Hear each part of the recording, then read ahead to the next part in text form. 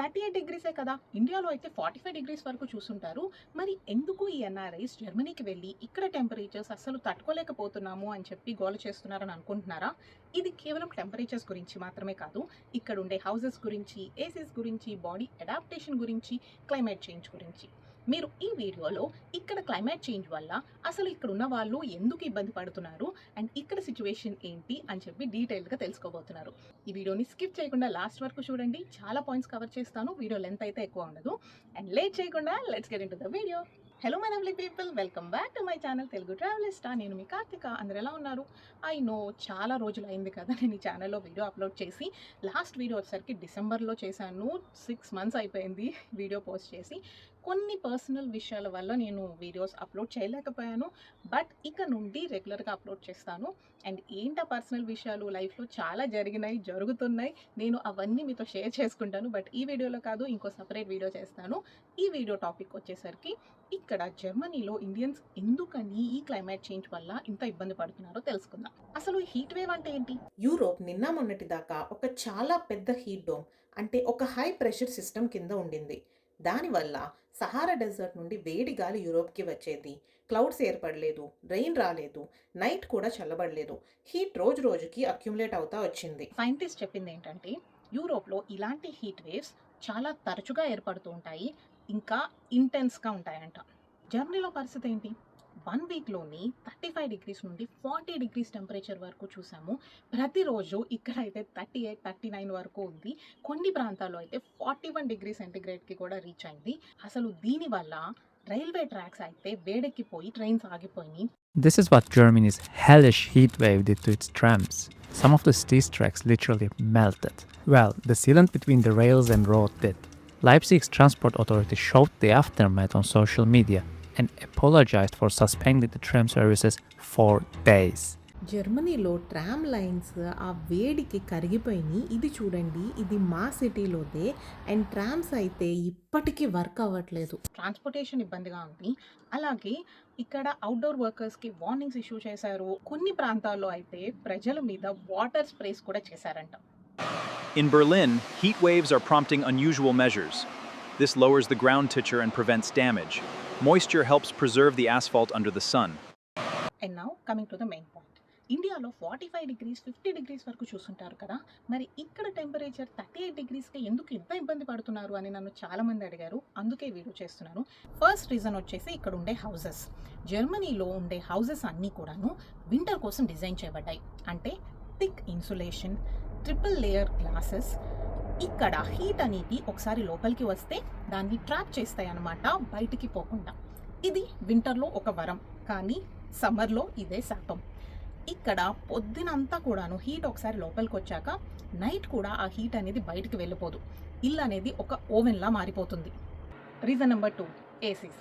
ఇండియాలో చాలా ఆఫీసెస్లో, మాల్స్లో, cinema halls, restaurants, అపార్ట్మెంట్స్లో కూడా ఏసీస్ ఉంటాయి. కానీ జర్మనీలో ఏసీసే ఉండవు. ఏసీ దాకా ఎందుకండి, ఇక్కడ ఫ్యానే ఉండదు. ఎస్, మీరు విన్నది నిజమే, ఇక్కడ సీలింగ్ ఫ్యాన్స్ కూడా ఉండవు. ఎందుకంటే అంతకు ముందు ఇంత వేడిగా ఉండేది కాదు. సో దాని ప్రకారం ఇక్కడ హౌసెస్ అన్నీ అలానే నిర్మించారు అండ్ ఇంకా అలానే ఫాలో అవుతున్నారు. సో ఇక్కడ హౌసెస్లో సీలింగ్ ఫ్యాన్సే ఉండవు, ఇంకా ఏసీస్ ఏం ఎక్స్పెక్ట్ చేస్తాం చెప్పండి. సో ఇక్కడ ఇంట్లో ఎంత వేడిగా ఉంటుందో ఇంకా మీరే ఊహించుకోండి. Reason number 3, body adaptation. ఇండియాలో మనం చిన్నప్పటి నుండి 45 డిగ్రీ సెంటిగ్రేడ్ 40 డిగ్రీ సెంటిగ్రేడ్ టెంపరేచర్కి, హీట్కి అలవాటయ్యే ఉంటుంది. కానీ ఇక్కడికి వచ్చాక ఒక 2-3 ఇయర్స్ కన్నా ఎక్కువ ఇక్కడ ఉన్నాక బాడీ ఆ టెంపరేచర్స్కి, ఇక్కడ ఉండే టెంపరేచర్స్కి అడాప్ట్ అయిపోతుంది. ఇక్కడ టెంపరేచర్స్ 30 డిగ్రీస్ కూడా దాటవు సమ్మర్స్లో. సో ఇప్పుడు 38 డిగ్రీస్ 40 డిగ్రీ సెంటిగ్రేడ్కి రీచ్ అయ్యాక బాడీ తట్టుకోలేదు. అండ్ దానికి ఇంట్లో ఏసీస్ లేకపోవడం అండ్ హీట్ అంతా ట్రాప్ చేసే హౌసెస్ వల్ల ఇంకా కూడాను తట్టుకోలేనంత ఒక్కగా ఉంటుంది. చాలా అసలు భయంకరంగా ఉంటుంది. రీజన్ నెంబర్ 4 వచ్చేసి సన్లైట్ అవర్స్. జర్మనీలో సమ్మర్స్లో సన్ ఎక్కువసేపు ఉంటుంది. ఉదయం దాదాపు 5 గంటలకి సూర్యోదయం అయితే నైట్ వచ్చేసరికి 9:30, 10 వరకు కూడాను సూర్యాస్తమం అవ్వదు. అంటే 16 నుంచి 17 అవర్స్ వరకు సన్లైట్ ఉంటుంది. అదే ఇండియాలో అయితే 11 to 13 అవర్స్. జస్ట్ ఇమాజిన్ ఎంత డిఫరెన్స్ ఉందో. సో నైట్ 9:30, 10 వరకు కూడాను సన్లైట్ ఉండేసరికి ఇక్కడ బిల్డింగ్స్ కూల్ అవ్వడానికి చాలా టైం తీసుకుంటాయి. సో ఇంకా నైట్ అయితే కూల్ అయ్యే టైమే ఇక్కడ బిల్డింగ్స్కి సన్ ఇవ్వడు. మళ్ళీ నెక్స్ట్ డే మార్నింగ్ 5కే వచ్చేస్తాడు. నేను ఇప్పుడు ఈ వీడియో రికార్డ్ చేస్తున్న టైం ఆల్మోస్ట్ 8:30 నైట్ PM. కానీ చూసారా ఎంత వెళ్తురుందో. ఎదురుగా అంతా సన్లైట్ ఉంది. ఇక్కడ గోడ ఉంది కాబట్టి నా మీద పడట్లేదు. బట్ మీకు చూపిస్తాను ఎదురుగా. చూసారా సన్లైట్ ఎలా ఉందో. సో చూసారు కదా, ఇది ఇక్కడ పరిస్థితి.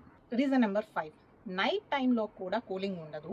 హీట్ వేవ్ టైంలో నైట్ టెంపరేచర్స్ దాదాపు 25 degrees నుంచి 30 degrees ఉంటుంది. సో ఈ టెంపరేచర్లో ఇంకా కూల్ ఎట్లా అవుతుంది చెప్పండి.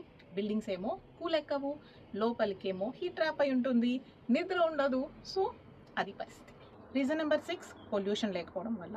అదేంటి పొల్యూషన్ లేకపోవడం ఒక వరం కదా, మరి నేనేంటి ఇలా అంటున్నాను అంటే నేనే కాదు, ఇక్కడ చాలామంది అబ్జర్వ్ చేసింది ఇది. ఇండియాలో పొల్యూషన్ వల్ల మంచిగా ఆకాశంలో అలా పొల్యూషన్ ఒక థిక్ లేయర్ ఫామ్ అయి ఉంటుంది. సో సన్ డైరెక్ట్గా మన మీద పడకుండా అది అలా స్టాప్ చేస్తుంది అనమాట. కానీ ఇక్కడ పొల్యూషన్ లేకపోవడం వల్ల, క్లౌడ్స్ అన్నీ క్లియర్గా ఉండటం వల్ల సన్ డైరెక్ట్గా మన స్కిన్ మీదకి పడుతుంది అండ్ హీట్ కూడా చాలా ఎక్కువ అనిపిస్తుంది, చాలా ప్రిక్కీగా అనిపిస్తుంది. ఇది నాకు మాత్రమే కాదు, చాలామంది అబ్జర్వ్ చేశారు ఇది. మీరు యూరోప్లో అండ్ జర్మనీలో ఉంటే కనుక కామెంట్ చేసి చెప్పండి, మీకు కూడా అలా అనిపించిందా? ఇండియాలో వేడికి ఇక్కడ వేడికి డిఫరెన్స్ ఉంటుంది కదా, కాదంటారా? కామెంట్ చేసి చెప్పండి. సో ఇప్పుడు అర్థమైంది కదా మీకు ఇండియన్స్ ఎందుకు ఇంత ఇబ్బంది పడుతున్నారు అని చెప్పేసి. మీరు జర్మనీ రావాలనుకుంటే ఇక్కడ ఉండే ప్రాక్టికల్ వెదర్ ప్రాబ్లమ్స్ గురించి తెలుసుకుంటారని వీడియో చేస్తున్నాను. అలాగే జర్మనీలో ఉన్న వాళ్ళు ఇబ్బంది పడకుండా కొన్ని రెమెడీస్ కూడా చెప్తాను. ఫస్ట్ వచ్చేసరికి డ్రింక్ ప్లెంటీ ఆఫ్ వాటర్. ఫుల్గా వాటర్ తాగండి. అసలు వాటర్ దాహం వేసినా వేయకపోయినా వాటర్ అనేది కంపల్సరీ తాగాలి. నెక్స్ట్ వచ్చేసరికి ఎలక్ట్రోలైట్స్ తీసుకోండి. ORS, coconut water, mineral water, ఇలాగా మీరు వాటర్ అనేది ఎలాగైనా సరే ఏ రూపంలో అయినా సరే తీసుకోండి. నెక్స్ట్ ఇంపార్టెంట్ టిప్ వచ్చేసరికి మీరు అస్సలు పొద్దున పూట డోర్స్ తెరవకండి. హీట్ అనేది లోపలికి రానివ్వద్దు. బ్లైండ్స్ అనేవి కంప్లీట్గా క్లోజ్ చేసేసుకోండి సో దట్ హీట్ అనేది లోపలికి రాకుండా ఉంటుంది. అండ్ ఈవినింగ్ టైంలో డోర్స్ అన్నీ తెరిచిపెట్టుకోండి. కొంచెమైనా సరే కూల్ ఎయిర్ అనేది లోపలికి రానివ్వండి. కూలింగ్ అనేది ఇంట్లో అవ్వాలి, లేకపోతే హీట్ ట్రాప్ అయ్యి చాలా ఇబ్బంది పడతారు. లైట్ క్లోత్సే వేసుకోండి, లైక్ కాటన్, కొంచెం బ్రీతబుల్ ఫ్యాబ్రిక్ ఉన్న క్లోత్స్ వేసుకుంటే ఇబ్బంది పడకుండా ఉంటారు. సో ఈ టిప్స్ అనేవి పాటిస్తే ఇక్కడ సమ్మర్స్ కొంచెం పీస్ఫుల్గా ప్రశాంతంగా గడిచిపోతాయి. క్లైమేట్ చేంజ్ అనేది ఫ్యూచర్ ప్రాబ్లం అయితే కాదు. యూరోప్లో జరుగుతున్న హీట్ వేవ్ అనేది బెస్ట్ ఎగ్జాంపుల్. ప్రెజెంట్ ప్రాబ్లం ఇది.